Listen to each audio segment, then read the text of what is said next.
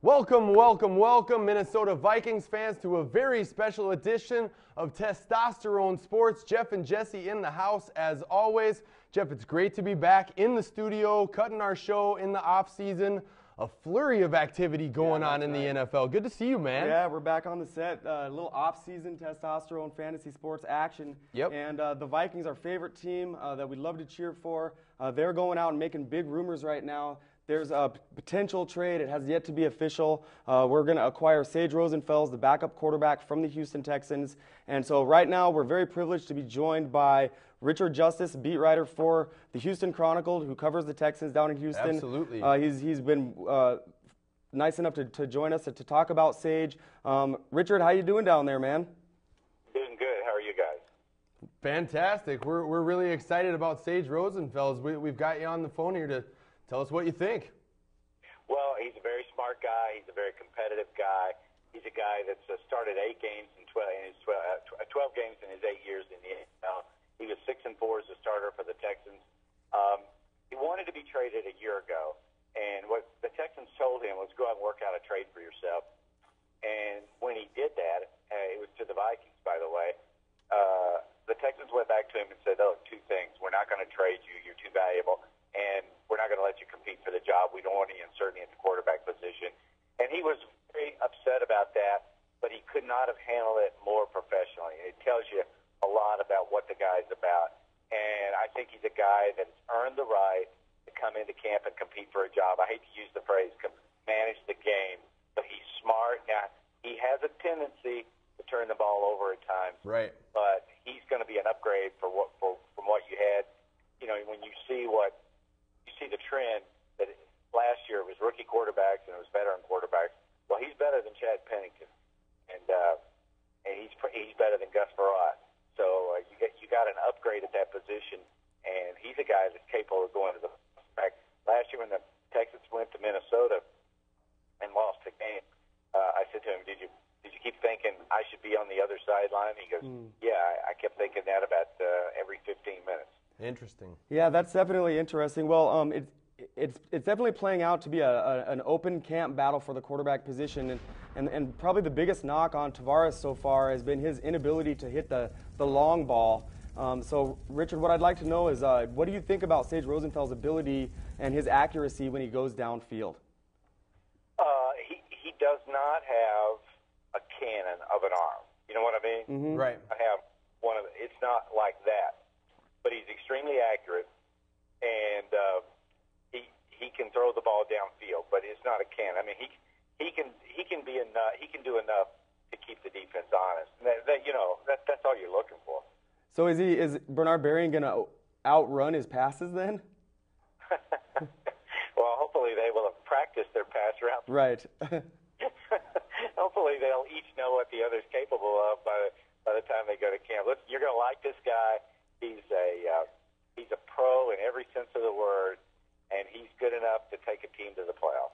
Yeah, well, we definitely need a player like that under center for us. Our field general has been the biggest weakness for our team, and the team is completely built around it. So the guy that we get is vastly important. I'd be curious to know what your take is on his pocket poise and his ability to go through his receiver checkoffs on a progression level. He has a pocket instinct, and that means he has, and I don't know that you can teach that sense of knowing where the rush is coming from. He's very good at that.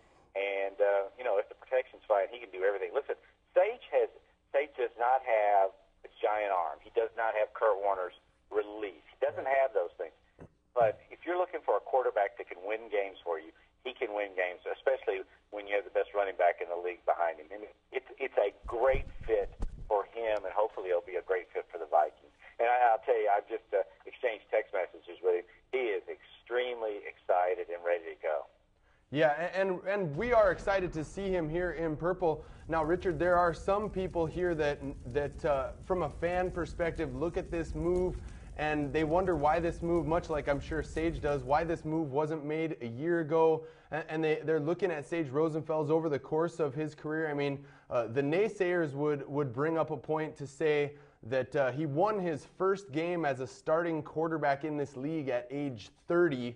And really, the Vikings are in a position where they're only 1 or 2 players away from a deep Super Bowl run. Some people think that, this guy really didn't show any signs earlier in his career. And there are people here that, really have their doubts about his ability to come in and lead this squad to a Super Bowl, which is what it's assembled to do. What would you say to those doubters? Make a case for Sage Rosenfels why you think he's going to be able to take our team to the next level here in the NFC.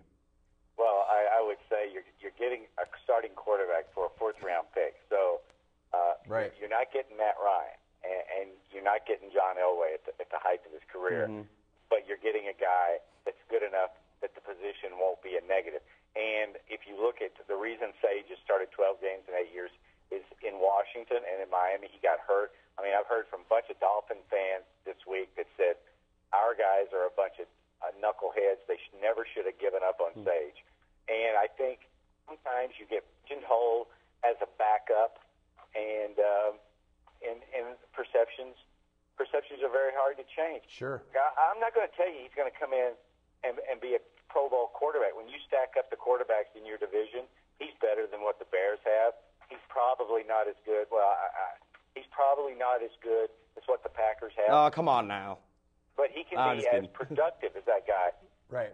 And the Detroit, if the Detroit Lions end up with Matthew Stafford, I mean, he's got all the ability in the world. But there are a ton of questions about Matt Stafford. Yeah. It's going to be interesting to see what the Lions do with their number 1 pick. Obviously, having another quarterback would be smart for them. You got to understand something about us. We love to bag on the Packers on this show. So we're purple rubes at the core.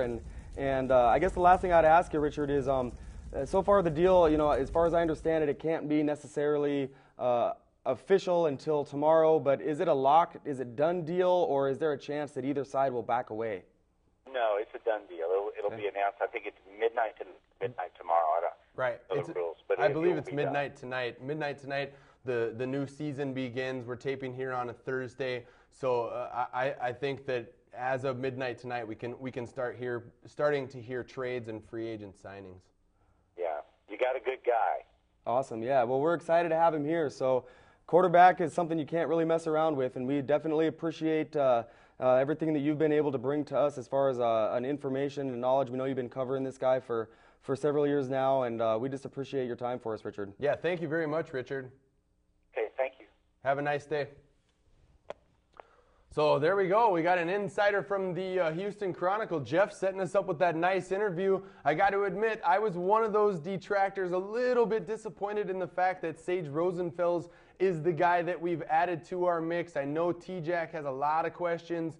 I was one of those people saying, let's make an effort to try to get a Kurt Warner or even a Jeff Garcia. But, talking to a guy on the phone who's had a chance, I mean, for crying out loud, he got a text message from Sage Rosenfels. So he's an insider. And I got to say, listening to him talk at least makes me feel a little bit better about this decision by the team. Yeah, well, what we can tell about this situation is that Sage has been kind of biding his time in the NFL. He's been waiting and waiting and waiting to get a chance at a starting nod, and here's his chance, so he's extremely excited. We know he's going to put his full effort into it. He's going to give us his heart, and we'll see what Brad Childress and the powers that be over at Winter Park can do with this kid. He's got good accuracy, as we've seen in the past. I thought he had good accuracy when we watched him last year. His decision-making has a little bit to come around, but if the coaching staff can work with him all offseason, maybe we can get something going. It can't be worse than it was last year. Yeah, it really can't be. I mean, that's so for all intents and purposes, we can smile today. Yeah, we can smile. We're glad to be back in the saddle. We've got more TFS that we're going to be breaking down here. So there's new content on the site. We thank you for stopping by, and stick around. There's more to come. Yeah, Rosenfels, justice, sweet justice.